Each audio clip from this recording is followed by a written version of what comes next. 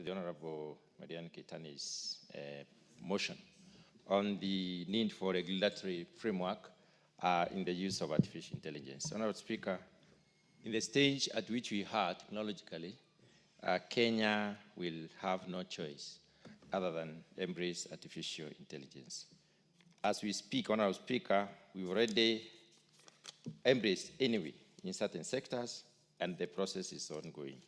So what is important, and what the Honorable Member is speaking so loudly about, is having a regulatory framework that will basically guide on how to use artificial intelligence in the advent of losses of job, potential losses of job, and the need for further and more intensive and more complicated industrialization, as well as the growth of stage that we are in. Honorable Speaker, we witness in movies and sometimes in the newscasts, most of the time, we see how artificial intelligence has played a role in especially collecting intelligence from various places, and also for even mapping, geomapping of an area, where we use drones, even determining where to spray in agricultural, pest and disease control. Artificial intelligence has become very, very, very important. In modern warfare, drones have been used quite a lot. And I believe one of the advancements that we need today is that artificial intelligence which can enable us to identify the powers of the enemy, the placement and the distribution of the enemy, their warfare and the investments in various areas. We have also seen that in the service sector, artificial intelligence has become very, very important. And therefore, it is key that we embrace artificial intelligence as a country. Honorable Speaker, last 2 months, I think it was in April, I happened to participate in a convention on coffee marketing in Houston, in America. And we were amazed by the level at which certain countries have reached in terms of service of the coffee itself, where a robot takes an order from a human being, prepares the coffee, serves the coffee in specific amounts, and basically ensures that payment is done and makes sure that the combinations are correct. So there is need for us to focus on how do we then embrace artificial intelligence, even as the knowledge permeates across the board. So it's a must that the country must embrace, but embraces in a systematic manner and in a manner that we are able to contain the user. Our Speaker, regulation is important. We need to discern which areas should we actually allow or control, what measures of control should we take when it comes to use of artificial intelligence. It is important for us to also focus on the areas that probably are dangerous to human beings so that we may promote artificial intelligence, especially when it comes to manufacturing. We know for sure that most of the manufacturing sector has embraced artificial intelligence, especially in other countries. And in this country also, we have investments in this particular area. So as we look at how do we invest in this area, what levels of control should we exercise, and how do we manage this? We need a policy. And this policy direction will help us as a country to manage this particular process. Kenya is noted as one of the countries in Africa that has advanced in this. In terms of ICT, Honorable Speaker, we are an advanced country. We are doing a lot. And investment in ICT is a purposed decision of the current government. There is a whole ministry that is looking at the possibilities within the digital divide, how we can exploit the opportunities therein, even to employ our children. Honorable Speaker, when we are looking at these possibilities, let us discern which section, which part of the investment structure should we use artificial intelligence. And Honorable Speaker, we are talking about digitization every year. Every time, every sector is getting through digitization. Even as we look at digitization, we may also know that it is not possible for us to control the learners. Research has to go on in various areas of ICT. We have to have our learners trying out options and possibilities.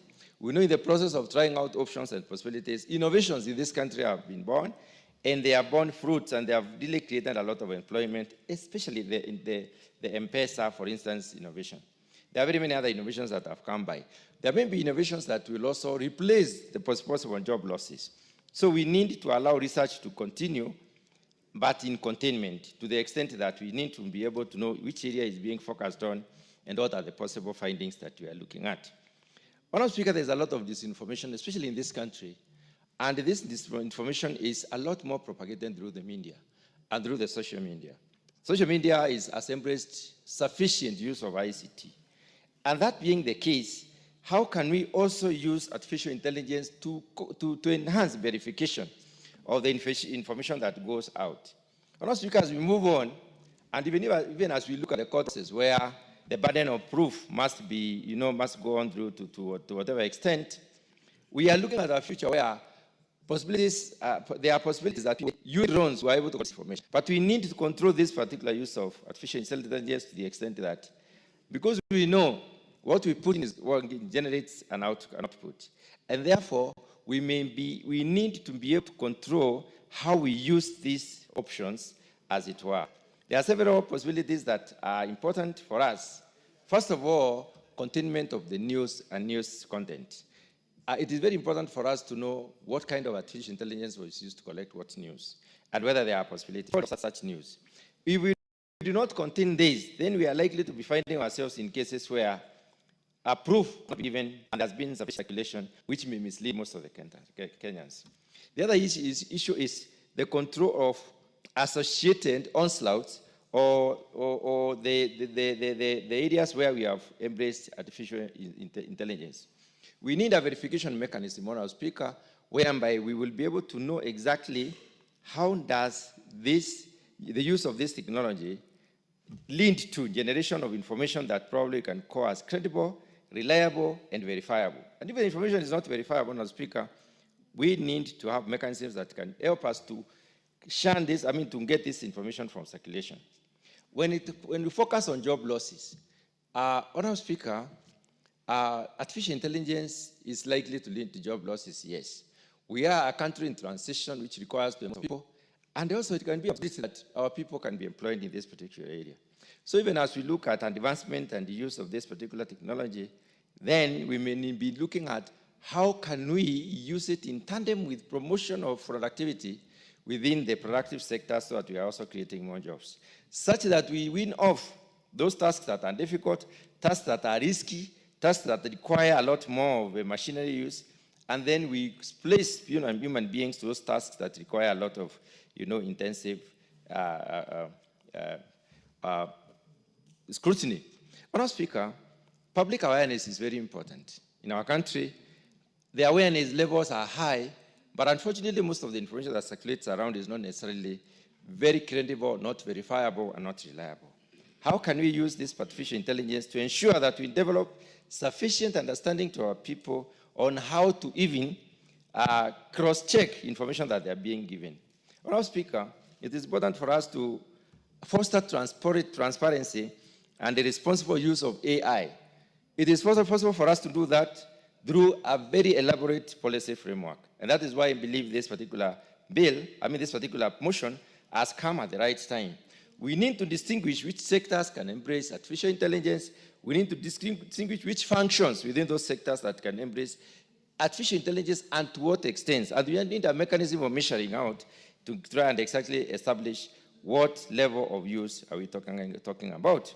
So, Honourable Speaker, there is the issue of ethical standards and ethics of information that is transmitted. That needs also to be focused on and can only be achieved through a policy guideline. Honourable Speaker, those very few remarks, I wish to support this particular motion. Thank you very much.